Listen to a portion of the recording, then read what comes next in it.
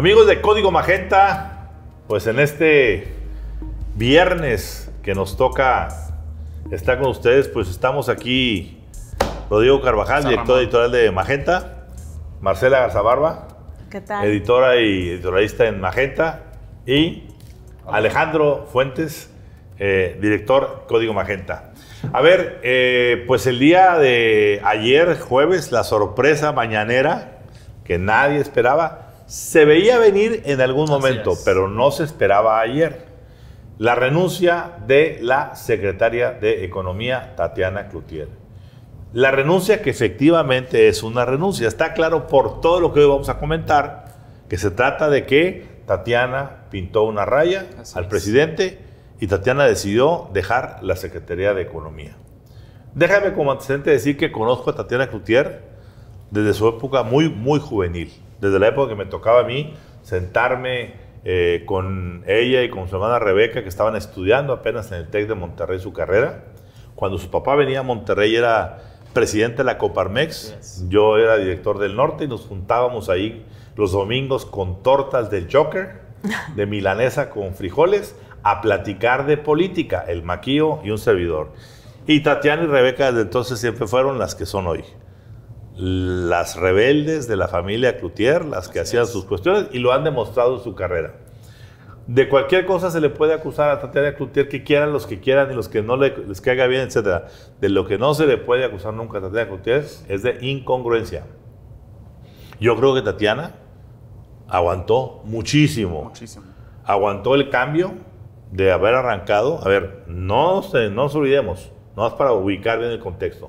Tatiana Cloutier fue un factor fundamental para que Andrés Manuel López Obrador llegara a la presidencia, porque fue quien manejó toda la labor de comunicación, la que se enfrentaba en todos los programas de televisión, al resto del equipo de los otros partidos políticos, la que manejó muchas redes, a llegar al grado de que tuvo esa ecuménica y no de división. Así es, ecuménica, integradora, a tal grado de afectiva y cariñosa que se le llegó a llamar como la tía Tatis. Sí, era entrañable el asunto. Y como tal, pues, ¿con qué llegó a la cuarta transformación? Pues llegó con el equipo grande, con el equipo donde estaban Romo, Scherer, Olga Sánchez Cordero, etcétera, etcétera. Tatiana, moderados. Con el sector moderado ortodoxo, por así decirlo, no con los radicales. Pero Tatiana sí tenía su tránsito muy bien, porque tenía su comunicación muy bien elaborada con Beatriz Gutiérrez Müller, la primera dama, o la compañera. Dicho eso, bueno, pues el hecho de que ayer, pues sorpresivamente para todos, a ver, es muy claro, ningún medio de comunicación ni ninguna ocurrencia política filtró el asunto. Nadie. Eso significa que eso ocurrió ayer en la tarde o en la noche. Así es. Y la forma en cómo Tatiana salió a leer esa carta, anunciando, primero, que ya se iba, que había decidido dejarla. Segundo, que el presidente no anunciara un relevo, no decidiera, porque lo normal era que se va Tatiana y se queda Fulano de Tal. Y se presenta en la misma mañanera. Y se presenta en la misma mañanera, como se ha hecho usualmente. Y tercero, esos desencuentros que se dieron, y que ahorita los comentaremos, entre el no abrazo presidencial, después de una sentida carta que Tatiana le da al presidente, en donde se ve que ella le entregó el cariño a la 4T en todo lo que fue el proyecto desde 2012 hasta acá, ¿sí? Al 2012 a 2018 y el triunfo de 2018. Y el presidente simplemente, como lo hemos visto, yo siempre he dicho, pérfido, ingrato, frío como es, él es para él. A ver, tan fue claro que el presidente no fue empático con Tatiana, que en la misma mañanera, lo que todos vimos en televisión, imaginamos, ¿por qué no la abrazó? Si ella fue y lo abrazó, después de llorar en el momento de la carta, a los pocos minutos, una misma reportera de Radio 1000 le pregunta al presidente, ¿y usted por qué no abrazó a Tatiana? Así es. ¿Sí? Y aquí la pregunta que hay que hacer, y vamos a empezar a tejer en esto, ¿qué sentimos? ¿Qué elementos sentimos los que estamos aquí presentes que hicieron que Tatiana literalmente dijera, hasta aquí llegué? Rodrigo. Hay una clara diferencia que se exacerbó con la votación del Senado de esta semana, donde se militariza la seguridad pública hasta el 2028. Tatiana Cloutier, incluso lo hizo público, nunca estuvo cómoda con esa posición de ascendencia política de las Fuerzas Armadas. Pero más allá de eso, también hubo un papel donde a Tatiana no se le tomaba en cuenta como secretaria de Economía. Y lo vimos en las negociaciones del TEMEC, porque junto con Marcelo Ebrard armó un war room para evitar que la política energética mexicana llevara al gobierno a los tribunales y a los paneles internacionales que le podrían costar a México 30,000 millones de dólares en sanciones. O sea, ella era la parte conciliadora junto con Marcelo. Era la parte conciliadora junto con Marcelo. Después de que se filtre ese anuncio de la creación de ese task force para evitar las peores consecuencias de la política energética mexicana, la desacreditan públicamente tanto el presidente López Obrador como la secretaria de Energía, Rocío Nale. Ahí eso fue un golpe durísimo a la autoridad de Tatiana Cloutier. Otro golpe durísimo, por supuesto, es lo que vimos esta semana, donde no se le toma en cuenta tampoco para el plan elemental que tiene el gobierno federal para frenar la inflación. Un plan que es de economía. Que es de economía, porque es un plan heterodoxo de control de precios, de importaciones y exportaciones administradas. Es algo que le correspondía naturalmente a la secretaría que maneja el comercio exterior, que es la Secretaría de Economía. Y bueno, y veamos también los recortes que tuvo esta dependencia en los últimos 2 años. Reportes dramáticos que hasta se le quitó una draconianos, que hasta se le quitó una subsecretaría que era la subsecretaría de Minería. Es decir, al presidente López Obrador nunca le interesó lo que había en Secretaría de Economía, donde había un capital humano importantísimo para todas estas cuestiones de litigios de comercio exterior, y no le importó. Y Tatiana Cloutier, ante esas consecuencias y ahora ante la diferencia de la militarización, dice: presidente, yo ya no voy con la 4T. Marcela. Bueno, yo aquí veo tintes como cuando Trump estaba terminando su mandato, que todo el mundo le empezaba a renunciar porque no escuchaba, no veía, no decía nada más que tenía que hacer lo que él dijera. Entonces aquí veo esos tintes, y también las mujeres de AMLO, las que están a su alrededor, una Leticia Ramírez ahora en educación, una Sheinbaum, o están con él o son floreros, o si no te vas. Entonces una Tatiana Cloutier, que bien la conocemos, ella es humana, lucha por el país, no anda con juegos políticos de sí, pero no. No anda buscando la foto. No anda buscando la foto. Ella se pinta el pelo, me lo ha dicho en miles, o sea, no va al salón, o sea, no es una estrella política como lo es Sheinbaum o una Leticia Ramírez, que es una florero, porque está en educación nada más ahí parada. Por eso decimos, salió el gen Cloutier. ¿Mande? Salió el gen Cloutier. Exactamente. Entonces, Tatiana Cloutier es humana y ve por el país, me consta. Entonces, ahora ve a un presidente que es o militarizar o militarizar. O la economía va por este camino o va por este camino. Así está ahorita AMLO. Entonces, Tatiana, yo creo que no le parece eso. Ella quisiera poder tener... Ella no es un florero. Ella es una activista y es una que quisiera en algún momento, y muchas mujeres le hemos preguntado que por qué ella no se llegara, si le gustaría llegarse a postular a ser presidenta, y en su momento, off the record, pues ha dicho cosas que sí, que no sé qué, pero la cuestión aquí es que ella siempre quiere luchar por el país. No la están dejando, se aleja. Alejandro. A mí me llama la atención, y sobre todo quisiera ver el futuro de la señora Cloutier. Hoy tenemos a partidos que se están peleando un apellido que se llama Colosio, que por el simple hecho de tener el apellido Colosio va adelante en las encuestas.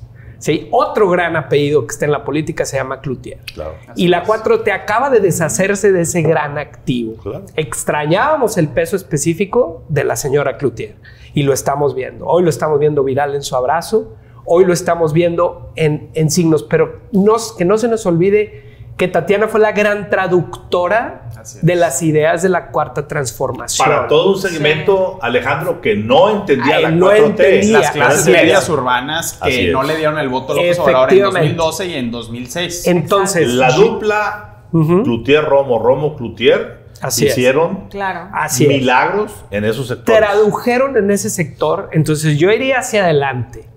¿Qué futuro le depara a la señora Cloutier? Yo diría que un futuro bastante prometedor. Ella creo que se cansó, después de haber estado en los reflectores, en la pelea, en la lucha, hablando. aceptó una posición en la Secretaría de Economía que no fue favorable para ella, no contaba ni con la experiencia, no contaba con los reflectores, ¿sí? Ni con el equipo, ni con el equipo, ni con el presupuesto. Ahora me gustaría ver cuál es el futuro y qué decide la señora Cloutier, porque en tiempos en los que es un activo político. Los apellidos como Colosio, como Cloutier, como Muñoz Ledo, como Cárdenas, pasan la factura del tiempo. Así es, pasan la factura del tiempo. Creo que la 4T se va a arrepentir de haber dejado un activo y creo que va a haber otros partidos políticos, movimientos, empresarios y demás que pueden echarle ojo a ese apellido y creo que se va a poner interesante. A ver, yo quiero decir aquí, Alejandro, 4 cuestiones. Primero, yo creo que el factor fundamental de esta... Tatiana fue bastante condescendiente y tolerante con muchas cosas que vio con el presidente. Como no le dieron su lugar jamás. Por eso, ahí voy. Ella aguantó, toleró por amistad. Porque si algo tiene Tatiana es que es leal con sus amigos y para ella, Andrés y Beatriz y Andrés eran sus amigos. Claro. Y ella llevó todavía mucho más allá de lo que llevaron todavía, que ya era bastante. Romo, Scherer, Olga, etcétera, etcétera, todo, Suma, etcétera, el camino. Mucho más. ¿Sí? Pero ¿qué pasa ahorita? Se juntan los elementos para dar la tormenta perfecta. Primero, lo que comentaba Rodrigo, esta parte del TLC, en donde está claro que hay 2 posiciones. Así es. La de la conciliación y la confrontación. Y está claro que ahorita alguien está metiendo más por el lado de la confrontación que por el lado de la conciliación. Sí, y eso no va a ser nada bueno para México ni para el TEMEC. Así es. Segundo, el asunto de que no se le tomara en cuenta, como dijo Rodrigo, en el asunto del evento que fue un evento que dramatizó la intención del presidente de usar a Tatiana como florero, porque por simple forma política, por decencia, debe haberlo invitado a estar en la foto. Claro. Siendo que fue una foto de puros individuos ahí, de una cuestión que a lo mejor ni tampoco estaba de acuerdo. ¿Sí? Hay 2 frases importantes que se colaron por ahí en una entrevista de un medio de comunicación de alcance nacional, donde Tatiana había dicho por ahí, primero, su desacuerdo absoluto con la militarización, que eso sí, no va en su área, en su territorio, pero ella no tiene por qué estar en un gobierno donde no está de acuerdo con lo que está pasando. Totalmente. Pero hay una frase muy importante que dijo en esa entrevista, es donde dice, nunca la popularidad debe sobreponerse a la legalidad. Es un mensaje claro. Mensaje claro. Es muy ética. Y está claro que su ética terminó por colapsar con el extremismo de un presidente que le valió un cacahuate el que, como le ha pasado con los que ya se fueron, por más que él diga que son sus hermanos, sus queridos, hoy cuando le reclamó la reportera o la periodista de Radio 1000, ¿por qué no la abrazó? Él dijo, no, si yo la quiero mucho. No, señor, le dijeron, a ver. Ella le dio sus brazos y usted se mantuvo aplaudiendo. Así es. Entonces, estamos ante un drama. Sí. A ver, la renuncia de Tatiana viene a confirmar el drama de este país. La ultraizquierda, los radicales, desde Palacio Nacional, ¿sí?, tienen ya copado completamente al presidente. Así es. Ya solamente queda un mohicano, un guerrero, que es Rogelio Ramírez de la O. Es el único. Y que no es político. Y que no es político, Es exactamente.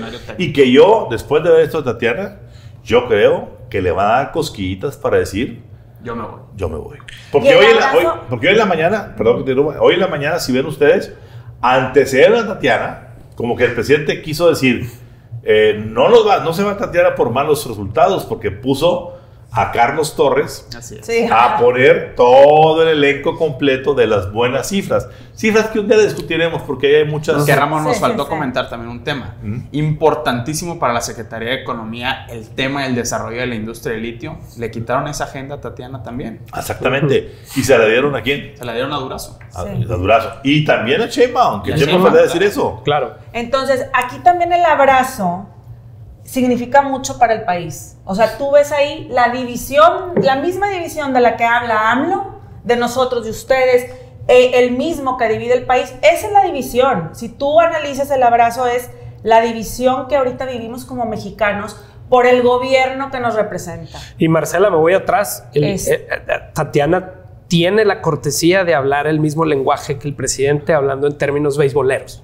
¿Sí? Sí, Aún le así, mete ganas. escribe su carta dándole la última cortesía al presidente, diciendo, hablamos el mismo lenguaje, nos entendemos en Exacto. términos de equipo, en cuestiones de béisbol. Por eso retumba la parte del abrazo. Pero, como lo comentábamos, también el abrazo le da deja muy claras las cosas entre Tatiana y el gobierno, ¿no?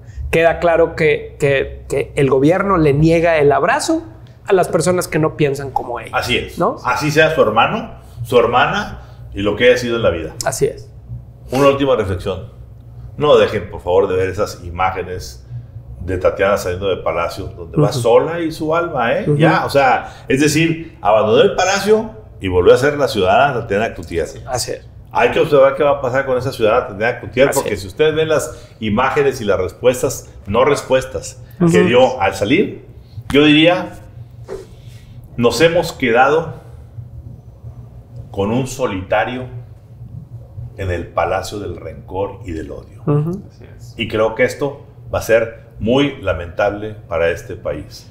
Los últimos destellos de cordura están abandonando el barco. Y solamente aquellos que están dispuestos a pagar el precio de la ignominia de que los traten desde la posición en la que están, para que hagan cualquier cosa, limpien vidrios, inflen llantas, laven el carro, lo que sea, van a estar ahí pagando ese precio, siendo floreros o haciendo lo que se dice en la única secretaría que opera en Palacio Nacional, que es la oficina presidencial. Es correcto. Bueno, pues apenas la semana pasada estábamos aquí hablando del asunto de Ayotzinapa y la crisis, la confrontación entre el gobierno, Alejandro Encinas, los militares, el presidente en medio, las órdenes de aprehensión que se retiraron, toda esta crisis militar en medio de la militarización de la Guardia Nacional, diciendo que era el peor momento del presidente, con el famoso libro El Rey del Cash, por salir al mercado en unos pocos días, que por cierto dicen que en Amazon ya se agotó la tirada, la preventa completa, y no es para menos. No es para menos. Además se cobra en cash. Pero cuando surge pues los Guacamaya Leaks, los AMLO Leaks, o como le quieran poner, esta filtración abierta hecha, lo hemos dicho, por quién sabe quién, pues sabe el grupo Guacamayas. Este grupo Guacamayas que, bueno, dicen que surgió en Chile, que surgió en Perú, que surgió en México. Para mí me parece muy significativo que la guacamaya es el animal por excelencia de Palenque, el rancho del presidente donde está ahí, y es pues un pajarraco bastante gritón, ruidoso, y esto pues viene a instalarse como, sin ninguna duda, para mí, así como en su momento Napoleón tuvo su Waterloo, así como en su tiempo Nixon tuvo su Watergate. Sí, claro. Yo creo que conforme vayamos conociendo, y comentaremos ahora esto, vamos a tener en los Guacamaya Leaks toda una gran vena para descarrilar el proyecto de la Cuarta Transformación y particularmente las mentiras surgidas desde Palacio Nacional. ¿Qué nos dices de eso, Rodrigo? A ver, lo que han dejado claro los documentos filtrados es que las Fuerzas Armadas y específicamente la Secretaría de la Defensa Nacional está por encima de la Constitución, particularmente en ese seno. ¿Por qué lo decimos? Se han revelado encubrimientos del caso Ayotzinapa, encubrimientos de abuso sexual, seguimiento a figuras políticas e incluso al embajador de Estados Unidos en México, Ken Salazar, cabildeo directo del secretario de la Defensa con el presidente López Obrador para interceder a favor de un general imputado por delincuencia organizada y por desaparición forzada. Hemos visto también la formación de un emporio económico importante. Es decir, lo que ha revelado realmente los documentos y los correos electrónicos de los servidores de la Secretaría de la Defensa Nacional es que el ejército manda. El ejército tiene el control y el ejército tiene además el futuro de este país en sus manos. Alejandro. Independientemente de todo lo que se esté hablando del ejército, creo que el presidente le está saliendo el tiro por la culata. Hemos visto cómo en los años la institución que goza de mayor confianza en el país siempre sale en primer lugar el ejército, ¿no? Y el presidente, al poner al ejército en primera fila a cuidar las calles, a vender las medicinas, a administrar las carreteras y demás, está poniendo la lupa sobre esta institución y están saliendo cosas que a nadie le están gustando, ¿sí? Una pregunta filosófica, Alejandro. Cuando el miércoles surgió la masacre, en el país donde no hay masacres, en Guerrero, de 18 personas, Sí. ¿dónde estaba la Guardia Nacional militarizada y el ejército? Sí, no. Yo les voy a decir dónde estaban. Sentados en una oficina burocrática planeando la nueva aerolínea mexicana de aviación en manos del ejército. A ver, señores, ¿en qué país vivimos en el que en el momento en que se están repartiendo balazos al por mayor, donde nadie ve los abrazos, los responsables de la seguridad por los que todos se desgarran las vestiduras para decir vamos a darle a los militares el control de la seguridad, están con el presidente platicando de cómo lanzan una aerolínea de los remedos que quedaron de Mexicana de Aviación? ¿De cuándo acá hay que hacer eso? Adelante. Cuando creíamos que el presidente no podía ir debilitando instituciones construidas en el pasado, unas buenas, unas peores, ya llegó al ejército. Y sin quererlo o queriéndolo, no lo sé, ¿sí? Está poniendo sobre la mesa todas las fallas que tiene el ejército mexicano, que se habían mantenido a lo mejor ocultas o a lo mejor se habían mantenido en esta parte de seguridad nacional, que ahora el presidente se queja y dice, no es espionaje, es inteligencia. No, sí es espionaje. Claro. ¿Sí? O sea. Entonces, no sabemos de qué lado está jugando el ejército. Y peor aún, creo que el ejército no debe estar contento con la crisis de legitimidad, la crisis de transparencia, la crisis... El ejército era esta institución amada por el pueblo y ahora está en las noticias todos los días. Tiene su peor crisis de relaciones públicas. Todos los días poniendo su peor cara. Su peor cara. Entonces, ¿qué es lo que busca el presidente? ¿Poner enfrente al ejército para él no verse lastimado? ¿O simple y sencillamente estamos viendo que no pensó tan bien la jugada como él cree? Marcela. Yo... en esta cuestión de papeles, Panama Papers, llámese Watergate en los 70s, Wikileaks, vemos a gobiernos con doble cara. ¿Qué más necesitamos? Si ya sabemos que los gobiernos tienen otro patrón, otra vida detrás de lo que ven ustedes en una mañanera o ven ustedes en un podio, ¿no? O sea, ustedes, nosotros, los ciudadanos. Entonces, en Panama Papers fue el padre Maciel y varios presidentes y tal. Ahora estamos viendo que estamos siendo Venezuela, pero ya lo sabemos. Todos los días en las mañaneras sabemos que nos estamos convirtiendo en un Venezuela o en un Cuba. Y ahora los Panama Papers nomás no los vuelven a rectificar. Digo, los Panama Papers, los Guacamaya Leaks. Entonces, estamos viendo a un secretario de Defensa comprando unos lentes de 24,000 pesos cuando el gobierno habla de austeridad. Estamos viendo que el ejército llama a Iztapalapa el punto rojo del narcotráfico en la Ciudad de México cuando ellos dicen que no. O sea, se ve acá no está pasando nada y en los Guacamaya Leaks toda la verdad. ¿Qué más necesitamos saber? A ver, yo quiero sacar aquí una colación algo. ¿Quién podría haber sido y con qué intención de filtrar, hacer esas filtraciones? No es cualquier cosa, 6 terabytes, haber sustraído toda la inteligencia de los Verde Olivo, toda. Supone que penetraste el corazón de la inteligencia del gobierno mexicano y eso solamente lo pueden hacer tres países, Rusia, Israel y Estados Unidos. Yo me inclino a pensar, Rusia no, porque Rusia sería atacar un gobierno que es bastante amistoso, tan amistoso que no tuvo Rusia que salir a protestar por la postulación de Nobel de Zelensky. Fue el presidente López Obrador que se indignó cuando, como si fuera Zelensky el que hubiera iniciado la guerra. Zelensky está defendiendo. No, y que el jueves el presidente salió a criticar la posible adhesión de Ucrania a la OTAN. O sea, imagínate. Así es. Entonces, Rusia no es. ¿Sí? Israel, pues sí, tiene la cosa ahí del diferendo que trae con Tomás Herón, pero sobre todo el ataque a la embajada israelí, que es el único ataque que ha habido fuerte en el mundo contra una embajada de Israel. que es una afrenta fuerte, pero yo me inclino a pensar más que es por el lado de los norteamericanos, que vinieron, ya lo hemos dicho aquí, 20 veces todos los funcionarios que te puedas imaginar, con todos los Boeings del mundo, a hacer todo tipo de negociaciones que fueron oídos sordos.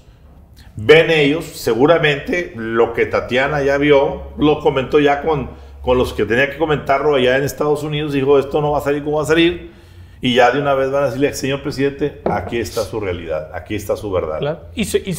Claro. Y le están diciendo también, usted viene a meterse con nosotros, a acusarnos que Julian Assange en 2014 nos sustrajo documentos y usted lo quiere poner como héroe mundial de la libertad de expresión, pues le vamos a quedar su Julian Assange en Carlos Loret. Sí, claro. El latinos. Y yo me pregunté el otro día en una conferencia que di, dije, bueno, espero que el 20 de noviembre el papá de Carlos Loret sea invitado especial en el desfile militar, así como el presidente invitó a la familia Assange a honrarla el 16 de septiembre. Es decir, aquí tenemos una intención y está muy clara. Por más que digan que son los conservadores, no tiene caso discutir ni quiénes fueron. La realidad es una. Primero, dejaron caer el dardo que más le importaba al presidente para que le dijera, exactamente, para que el presidente supiera que son reales, no que es fake.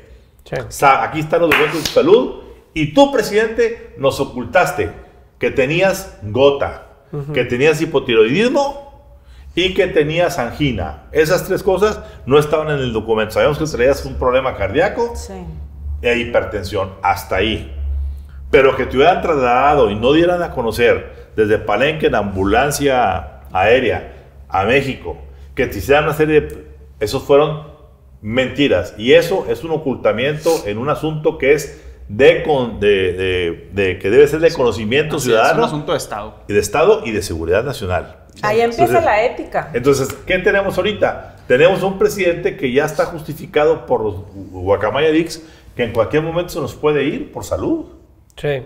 O que en cualquier momento puede decidir retirarse por salud. Así es. Y ahorita tiene que estarse debatiendo qué pasaría si ese presidente, después de lo que ha estado pasando, todos los dramas, se lo retira por salud.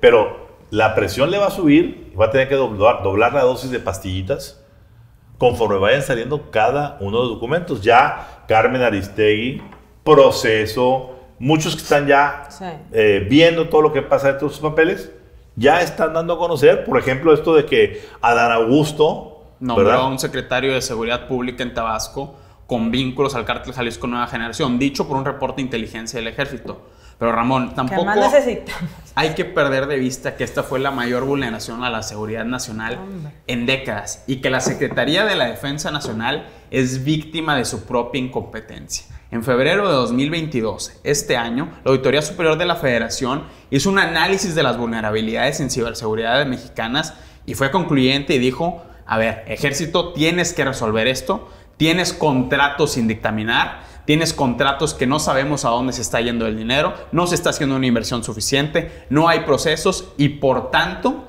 la seguridad informática del Estado mexicano está en riesgo. Nadie dentro de la Secretaría de la Defensa Nacional hizo caso de esa alerta.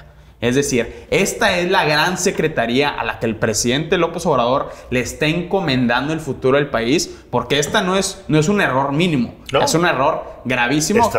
Estratégico que le puede costar muchísimo. Y ojo, Rodrigo, no es la primera vez que ocurre una cosa de estas en el gobierno. Recordemos que Pemex en su tiempo, al arranque del sexenio, fue hackeada y estuvo durante un tiempo congelado todo el archivo de Pemex porque estaba secuestrado a cambio de que pedían $5 millones para que pudieran liberar todo el sistema de informática del gobierno. La diferencia, Ramón, es que Pemex sí hizo la tarea y sí contrató un equipo después del hecho para aliviar todas estas vulnerabilidades de ciberseguridad. ¿Por qué no lo hizo la Secretaría de la Defensa Nacional, que es la agencia más importante del aparato de seguridad? El presidente es una persona cero tecnologizada.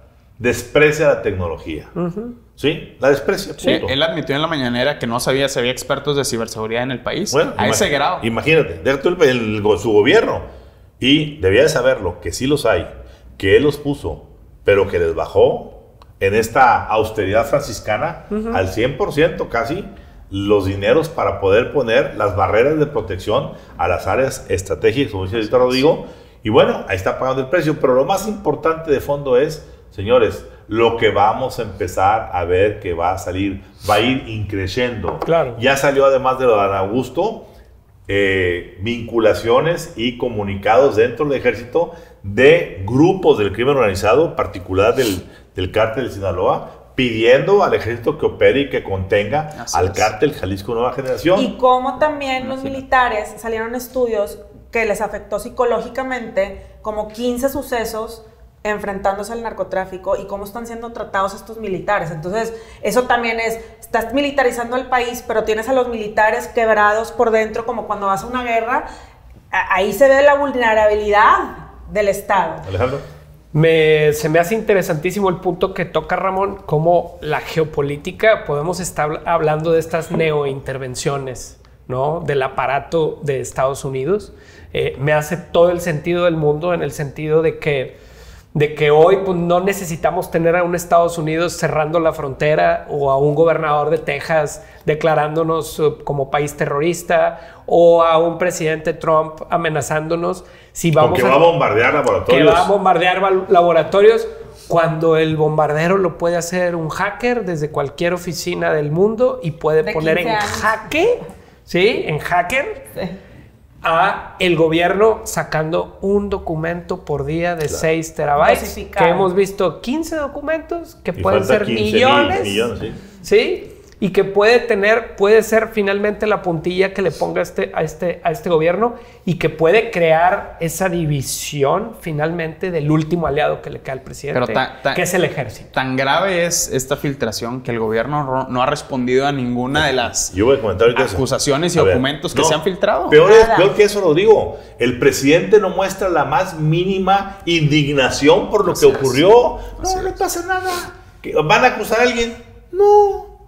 No, todo lo que ahí está, pero es un todo juego, el mundo lo sabe. ¿verdad? Claro que es un juego, Marcela. Guacamaya, ¿cómo se llamaba? No sé qué. Sí, en la mañanera, él está así como... Confiado que no está va a salir con la... Está jugando. Te lo puedo asegurar que debe estar muerto del pánico. Sí. La combinación perversa de Ayotzinapa, así es, de los Guacamaya Leaks y del Rey del Cash, esas tres. No quiero meterme a todo lo que venga con el Temec y todo lo que... No. Vamos a quedarnos ahí en esas. Es suficiente para que de aquí a diciembre vivamos una muy seria crisis de Estado. Del caso de Ayotzinapa, Ramón, se reveló también en estos leaks de Guacamaya que un general que fue jefe del Estado Mayor le pidió al secretario de la Defensa impedir que se hicieran excavaciones en el 27 Batallón.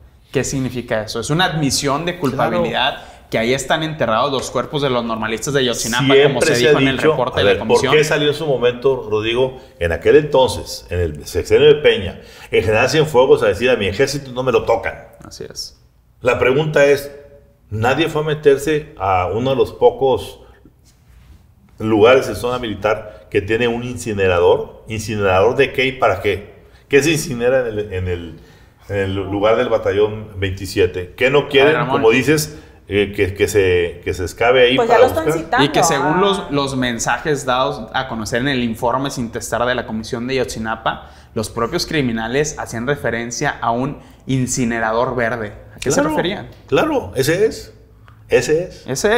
Incinerador, quema, verde, uniforme. Y no hay que perder de vista otro asunto. El caso Pegasus implica que el gobierno y la Secretaría de Defensa Nacional cometieron un crimen porque el ejército está impedido por ley a intervenir comunicaciones de civiles. Por supuesto. Y más allá, acuérdate que nos dijeron, ¿verdad?, que aquí ya el Pegasus no existe, no se va a espiar a nadie.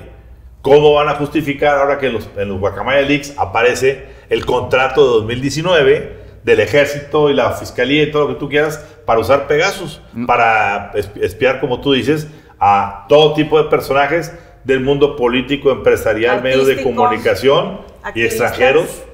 Esto va a traer mucho. A ver, Ramón, y no solo eso. Se llegó a tal grado que la empresa con la que la Secretaría de la Defensa Nacional hizo el trato para adquirir el software en 2019, ya en el gobierno de Andrés Manuel López Obrador, comparte el mismo representante legal que otras compañías que le han vendido el software en el sexenio de Enrique Peña Nieto. Es decir, lo que dice el presidente, que no son iguales, no aplica en esta razón. Así es. ¿Alguna conclusión, Marcela? No, pues es un gobierno de doble cara, no sé qué más podemos esperar. Código. Alejandro. Habrá que ver qué opina de todo esto el secretario de la Defensa Nacional, los marinos, y ver cómo va a mantenerse esta alianza con el presidente, ¿no? Pues tendremos mucha tela de dónde cortar, lamentablemente para este país, pero pues la mentira dura mientras la verdad llega. Bueno, pues parte de todo este espectáculo, todo lo que envuelve estas últimas semanas de militarización nacional en todos los sentidos, en los Guacamaya Leaks, en Ayotzinapa, en el asunto de la aerolínea militar mexicana, pues desencadena en el Senado, desemboca en el Senado, donde finalmente, pues, lo que antes fue una victoria de la oposición que logró frenar la reforma eléctrica, pues terminó por ser un dique de contención finalmente que hoy sí lograron darle para adelante, no pudieron crear ese dique de contención en el caso de la militarización de la Guardia Nacional. Finalmente, pues sí hubo los 11 que fueron muy convenientemente convencidos de que votaran en favor de y pudieran hacer esto. ¿Qué opinas del tema, Ramón? Alejandro? No hay un tema más que encienda más pasiones que la militarización, pero también no hay un tema que tenga más claroscuros que la militarización. Y creo que los bandos, ambos bandos, que son los que están con Andrés Manuel y los que están en contra, pues lo juegan a eliminar esos contrastes. Aquí lo importante era saber que el país necesita mantener. Había una parte que decía que el país necesita mantener a las Fuerzas Armadas un tiempo mientras se crea realmente una policía civil fuerte, o lo que tendría que ser la Guardia Nacional, o los que creían que este era un camino directo hacia la militarización. Creo que como todos los temas, o muchos de los temas importantes en este país, el presidente lo contrasta, lo pinta de blanco y lo pinta de negro, y acaba siendo esto un desastre que termina, sí, en la militarización completa, y que va a haber un camino hacia que las Fuerzas Armadas tomen control de la Guardia Nacional, pero creo que lo que deja mal en el país es que no entendemos realmente qué es lo que está mal, ¿sí? Y esto no es un debate de militarizar o no militarizar, es de construir una policía civil, sí, a lo mejor un tiempo acompañada por el ejército. Que ese fue, Alejandro, el plan original. Así es. Que debió haberse concluido para estas fechas, pero que por la inhabilidad de las áreas de seguridad nacional no lograron reclutar los civiles necesarios. Así es. Y por eso hay que prolongar ahorita hasta el 28 el tiempo de reclutamiento. Así es. Y entonces, pero el debate se queda en, ¿nos vamos a convertir en una dictadura militar? ¿Sí? ¿O le vamos a hacer caso, o vamos a dejar que el país se caiga a pedazos? Ahí se queda el debate, eso es lo que queda. Ahorita la gente cree que el país se puede caer a pedazos si no están los militares, o vamos a una dictadura militar, ¿no? Y creo que eso es responsabilidad del presidente. No hay técnicos, no hay funcionarios que expliquen, que hagan timelines, que hagan planes, que presenten propuestas y estrategias. Y creo que esto es un muy mal señal para el futuro, porque todo lo que sea importante para el país va a acabar en la política, en Monreales, contra Danes, contra Litos, contra Andrés Manueles, ¿sí? Y no hay un tema de fondo o un debate en temas bien importantes. Marcela, ¿cómo viste toda esta confrontación de estas mujeres, Lili Tellez panista contra los grupos de morenistas, los Litos, Ciclalis, los chismes de que si bajaron los maridos, de que siéntate en Apple, te dan tus croquetas? Esa es la preocupación. Yo la verdad creo que aquí lo que me preocupa, bien como dice Alejandro, pues el debate se centraliza en blanco o verde, pero aquí el pueblo mexicano, nosotros, los de a pie, nos enfocamos y nos encanta, lo he dicho varias veces, el estilo TV y notas, ventaneando, programa de chismes. Entonces nos enfocamos en eso. Si tú ves ahorita en las redes sociales es #LadyRobamaridos, el número 1, más allá de la militarización. Entonces nos preocupa más si robó maridos o no, no sé quién, o cómo le dijo no sé quién en el Senado, que me pareció, las morenistas sí actuaron de una manera no se acuerdan de la película donde sale Shame, en Roma, haz de cuenta que estaban viviendo un circo romano, ¿verdad? Entonces, aquí el punto es, los mexicanos nos enfocamos en eso, en lugar de lo que nos debemos enfocar es, se está militarizando el país, se está haciendo Cuba y Venezuela.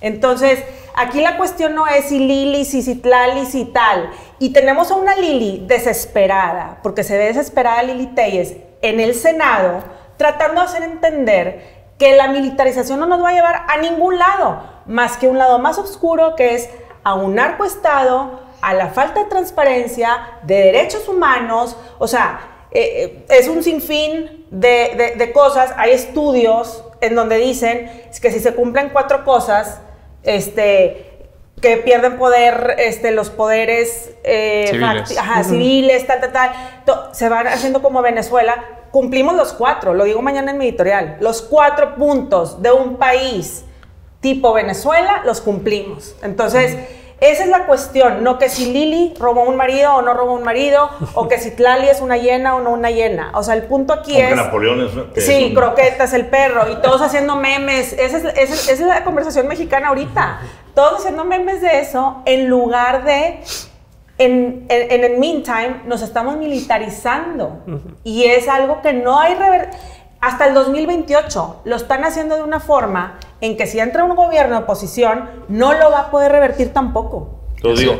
A ver, esta votación implica una discusión en 2 niveles. El de la sustancia y el de las consecuencias políticas que tuvo esa negociación.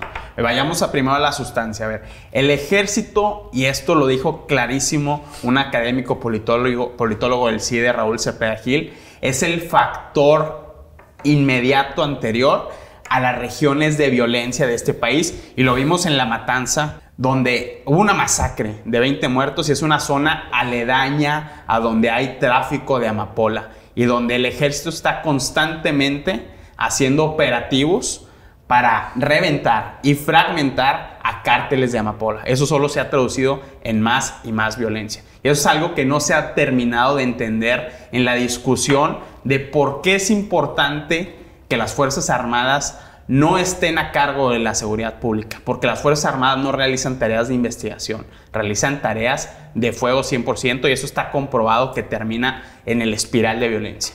Y número 2, las consecuencias políticas. Esto fue una clara operación del secretario de Gobernación, Adán Augusto López, y del coordinador de mayoría, Ricardo Monreal, para dividir al bloque opositor, específicamente al PRI, donde se consiguieron 9 votos. Los únicos priistas en el Senado que no votaron por la militarización de la seguridad pública fueron Beatriz Paredes, Claudio Ruiz Massieu, que dio un discurso fenomenal ahí en tribuna, y Miguel Ángel Osorio Chong. Claro. Es decir, ya fue una jugada doble banda, porque le conceden al presidente y al secretario de la Defensa, porque el secretario de la Defensa, dicho por Dante Delgado, presionó a senadores a que aprobaran esta iniciativa. Es decir, la politización de las Fuerzas Armadas. Sí. Se le concede al presidente y al secretario de la Defensa esto, y a la vez se rompe el bloque opositor, al menos en la parte electoral. A ver, a mí me llama la atención algo. El que se diga y que se indignen al decir los presionaron. Si los presionaron, que lo digan. Es porque son presionables. Así es. Ojo, Ojo. O vendibles. Es lo mismo. Con lentes carteras. Es lo mismo. Es exactamente lo mismo. A ver, cuando tú dices, a ver, la labor de un gobierno es buscar por cualquier forma legítima quiere decir no matando ni amenazando con nada, pero si te amenazan diciendo, pues si tú no votas, voy a tener que sacar este expediente tuyo. Pues tú hiciste el expediente, claro, y con eso te van a negociar. No estoy justificando, estoy entendiendo la dinámica política de una negociación. Por tanto, ¿por qué no pueden, por ejemplo, hacer que una Lili Téllez cambie de... No hay de dónde la agarren? Lo máximo que pueden es mandarle a alguien a decirle robamaridos, sí, por un asunto de vida personal, que ella es muy su vida y no tiene que ver con la política. No la pueden... Pero en la parte... A ver, y por otra parte, ¿por qué salvaron o por qué dijeron no Beatriz Paredes, Osorio Chong y Claudia? Pues yo creo que son 3 de los que van a estar en la pasarela del 17 de noviembre. Así es. Y no quieren que se quemen para que no sean elemento no jugable dentro del bloque opositor, que como bloque, ni nadie del bloque votó en favor de eso. Entonces, mandaron a los priistas que fueran prescindibles a votar sí, y dejaron a los priistas, que son jugables. Me llamó la atención, Ramón, que votó a favor Nubia Mayorga cuando se le identifica Pues es del Chong. entorno de Miguel No, no. Ángel A ver, Osorio Chong y Nubia son lo mismo. O Chong es contra y Nubia es pro. O sea, no tiene sentido. Aquí sí hay que reconocer, pero yo lo reconozco como un acto de político, que Adán Augusto Sí. y Monreal hicieron su trabajo. Así es, lo que y les tocaba. terminaron logrando hacer lo que la Cuarta Transformación buscaba con ellos. Oye, que si eso es un pecado, no, su chamba es esa. El pecado es de quienes al final del día rompieron una alianza que lo habían demostrado en el pasado con la reforma energética, la ley eléctrica, perdón, y en esa reforma, ley eléctrica, se mantuvieron cohesionados y le echaron para atrás. Una parte importante de esta operación política transitó por los gobernadores, porque los gobernadores específicamente del PRI tienen muchísima ascendencia sobre los senadores de ese partido. Es decir, al menos lo que me comenten a mí es que Miguel Riquelme, gobernador de Coahuila, sí levantó el teléfono y pidió a sus senadores decir, por favor, voten a favor de esta propuesta, porque Coahuila sí tiene un interés de Estado que el ejército siga manteniendo presencia en tareas de Sí, seguridad. a ver, como decía ahorita Alejandro al principio, el problema no es si está militarizado o no el país. Yo sigo insistiendo. Lamentablemente, la 4T hizo una pésima labor de reclutamiento de civiles. Claro. Y al no haber eso, pues ni modo que mandas a toda la gente a los cuarteles de regreso. Tienes que tener acompañamiento. Pero esta situación que estamos viendo, contaminada, con todos los manejos sucios del ejército, Así es. en Ayotzinapa, viendo los Guacamaya Leaks, viendo todas estas cuestiones, dices, ¿tú sabes qué? Yo no sé si quiero que ellos me estén cuidando en las calles. Y como decíamos hace unos momentos, a ver, mientras están masacrando en un país donde el presidente ha dicho 100 veces en la mañanera, en este país ya no hay masacres. Bueno, se dio una con 18. No, y la diputada de Morelos. ¿Cuántos alcaldes, cuántos funcionarios A ver, públicos ha habido? han asesinado a 60 ediles en esta administración. Imagínate, Sí, claro. 60 funcionarios, Ya es el pan de cada municipales, día. Sí, sí, sí. diputados locales, regidores, alcaldes, ¿verdad? Han sido asesinados. Sí, A ver, estamos en un país que tenemos que admitirlo. El crimen organizado está perdiendo el presidente, está perdiendo el ejército, está perdiendo la seguridad nacional, Sí. estamos perdiendo los mexicanos. Los únicos que están ganando es el crimen organizado. Sí. Y eso será una consecuencia muy dura. Algo hay que creo enfrentar. que también hay que comentar, Ramón, es que este dictamen nuevo se aprobó porque pusieron los famosos controles parlamentarios. ¿Qué son estos controles parlamentarios? El llamado a la comparecencia del Gabinete de Seguridad Federal y que las Fuerzas Armadas tienen que presentar un informe de 6 meses. Esas son realmente medidas suficientes para contener la ascendencia política de las Fuerzas Armadas. No habrá que esperar. En el Guacamaya Leaks 2 van a venir todos esos reportes. Así es. Los reales. Los reales. Seguiremos comentando. Muy bien. Bueno, pues a pesar de todos los pesares y a pesar de todas las denuncias, Américo Villarreal, el morenista, tomó posesión como gobernador de Tamaulipas. Sí.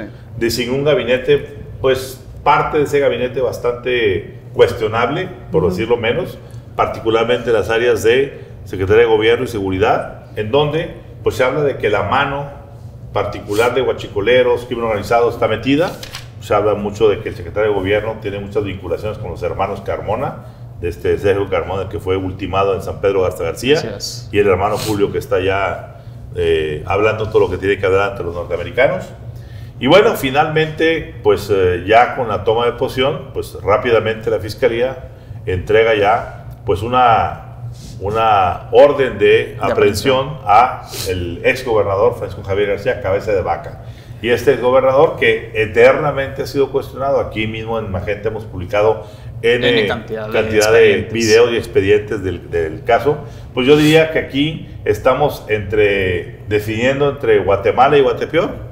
Es quién es el que más está sucio, y ahorita pues digámoslo con todas las palabras, el poder, pues está en manos de Américo Villarreal, y vamos a ver con qué va a responder Cabeza de Vaca, que yo no creo que Cabeza de Vaca esté nada manco, y no creo que tenga no tenga guardados papeles suficientes para poder soltar esos momentos. ¿Qué opinas, Rodrigo? A ver, una fuente le dijo esta semana al periodista Ciro Gómez Leiva que Francisco García Cabeza de Vaca viajó ya a Texas desde el 28 de septiembre. Es decir, lo más probable es que el exgobernador de Tamaulipas ya está sentado en la mesa con Greg Abbott, el gobernador de Texas, con quien mantiene una cercanísima y estrecha relación, hablando de todos estos expedientes del caso Carmona, del caso de la columna Pedro J. Méndez, que atañen a Américo Villarreal.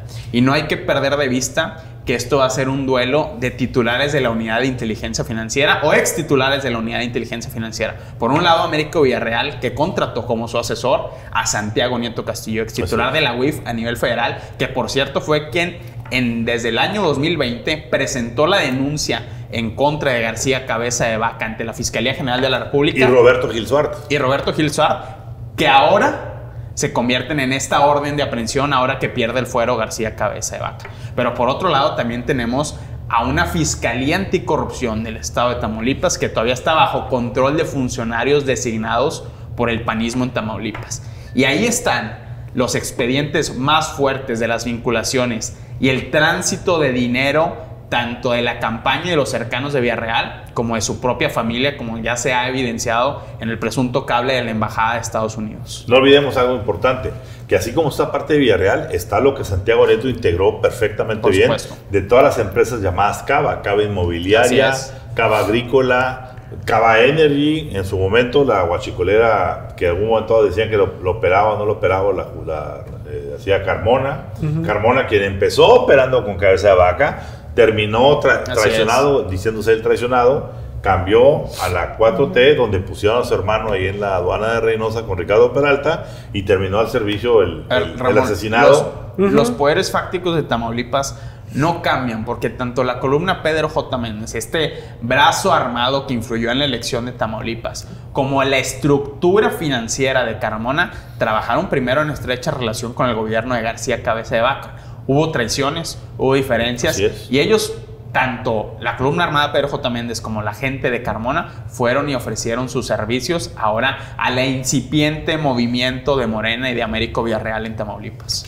Digo, esto evidencia más a Morena, ¿no? Estuvimos la semana pasada viendo en el día de, ¿estuvo en el Senado o no Américo Villarreal? Estuvo ahí presente, que sí, que sí no. Y mientras tanto, García Cabeza de Vaca decía y daba entrevistas de cómo tenía pruebas de Américo Villarreal, tal, y ya toma posesión. Entonces, ahí vemos, está abierto el juego político que hay y cómo Morena se ve que mueve los hilos para que un Américo Villarreal también siga ahí, como está ahorita, con el poder ahí en un lugar que es súper especial para México y Estados Unidos, que es Tamaulipas. 70% del TEMEC pasa por ahí. Exacto, entonces los que perdemos aquí, vuelvo a repetir, somos los ciudadanos, que estamos en medio de un juego de dos políticos que traen mucha, ahí sí como dijeron en el Senado, mucha colas que le pisen, y los que acabamos perdiendo somos nosotros, porque estamos en el fuego cruzado de unos juegos políticos del hambre, ¿no? Sí. Aquí en Tamaulipas yo creo que aquí se aplica la palabra balazos, no abrazos, y sobre todo de parte del establishment y del gobierno federal, ¿sí?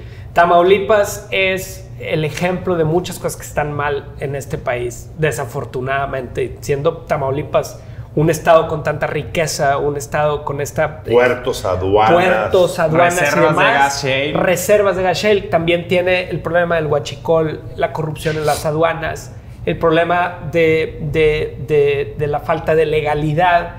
Pero también hay que poner la lupa que quien empezó a usar el fuego de todo lo que está mal también fue el gobierno de la Cuarta Transformación, ¿no?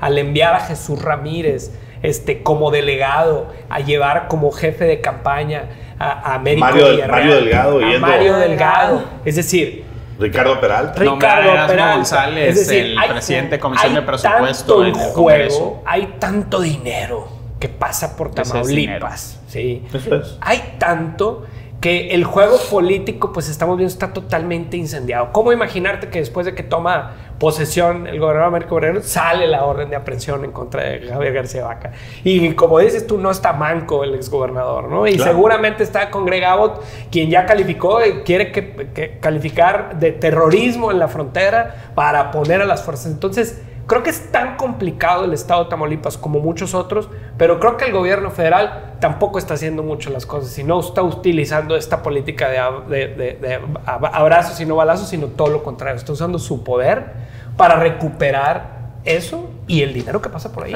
¿Por qué no? ¿Por qué es importante García Cabeza de Vaca para la 4T? Porque es el epicentro del antiguo calderonismo, de todos estos personajes antagonistas de la Cuarta Transformación, empezando por Roberto Gil Suárez. Y te agrego a lo que estás diciendo un apéndice importante, porque es el grupo que de una u otra manera dentro del panismo, junto con Guanajuato, junto con Chihuahua, Yucatán, serán los que los que tengan que financiar el 2024 para el PAN. Así es.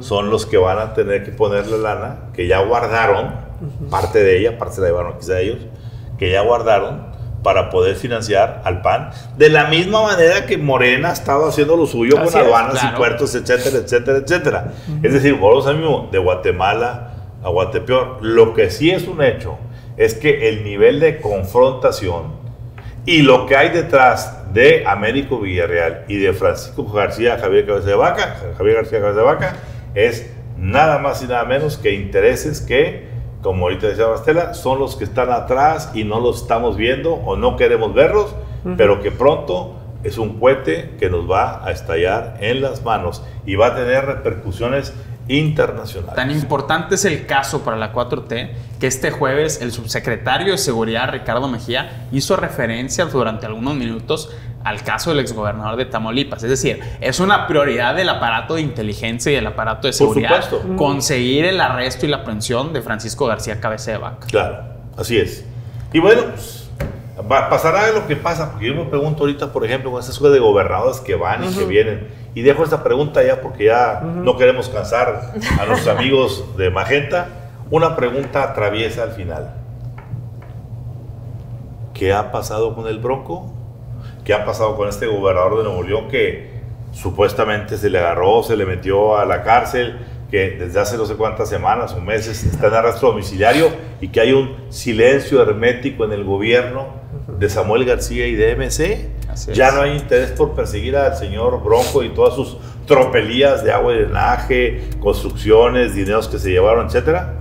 Lo comentaremos en la próxima.